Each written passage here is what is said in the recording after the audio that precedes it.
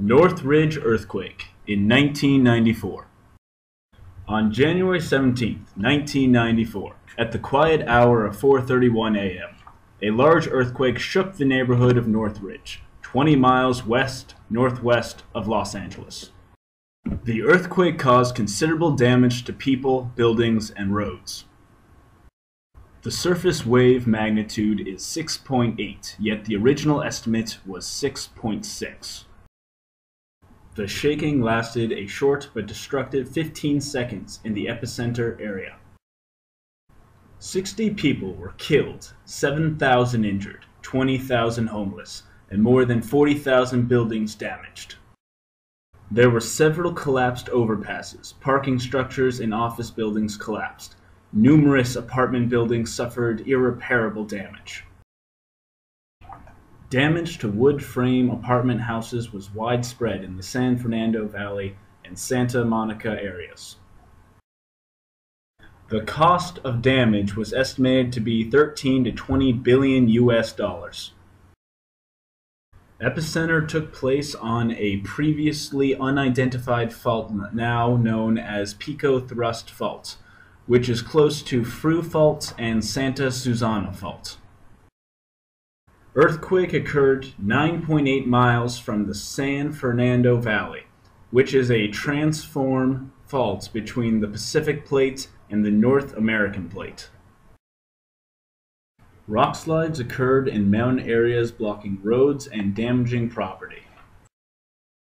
Soil failure occurred in Northridge area caused primarily by liquefaction of arid and dry soil.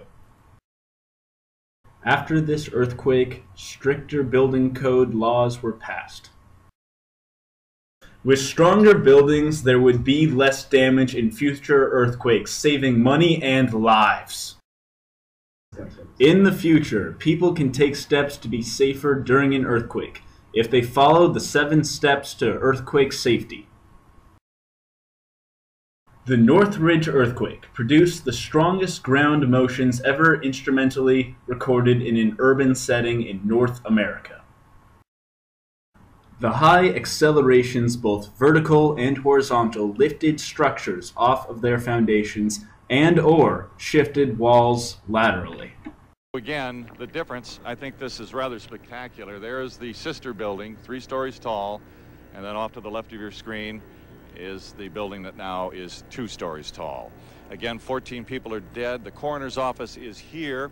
They have already taken out 2 bodies. They took a gurney in and some body bags. I would expect that more bodies will be coming out in just a few minutes. Again, 8 people in the hospital, some critical. We saw 3 people rescued. They're all right. They were conscious when they were brought out. And of course, we're in a stage 2 search here. That means that people are in fire department and police personnel in looking for additional bodies.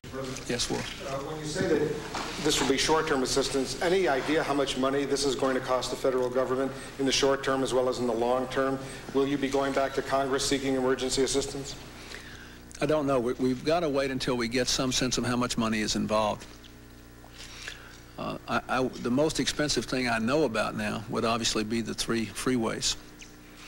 And any of you who have ever, and I guess all of you, certainly with me and probably on your own, have been on those freeways in times of difficult traffic, know that how pivotal that's going to be to restoring the economic capacity of the people of Southern California. They depend heavily on those freeways, and with that many, with 3 of them severely damaged, I would imagine that would be the most urgent and most expensive need that we know about now. In addressing the situation, he signed the papers declaring Southern California, San Fernando Valley, Los Angeles area national disaster area. That means federal dollars will be available to assist in our rebuilding from this tragedy.